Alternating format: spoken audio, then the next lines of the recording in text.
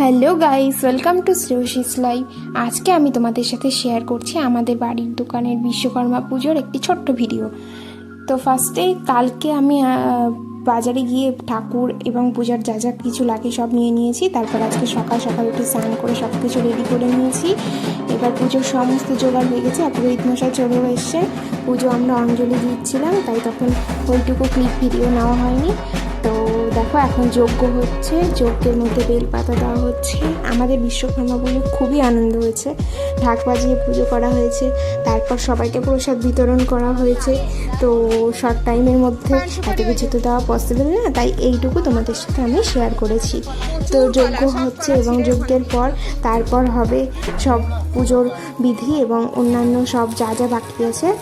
তো খুব এটা আমার ফার্স্ট বিশ্বকর্মা পুজো। আমি এর আগে বিয়ের আগে তো করিনি বিশ্বকর্মা পুজো, বিয়ের পর এটাই আমার প্রথম বিশ্বকর্মা পুজো করা। তো নিজেই সব জোগাড়যন্ত্র করেছি, বাজার করে নিয়ে এসেছি, ঠাকুর কিনে এনেছি। তারপর ধীরে ধীরে সকাল থেকে লুচি করেছি, সুজি, তারপর ফল সব কিছু বনিয়ে সব সুন্দর করে সাজিয়ে রেখেছি।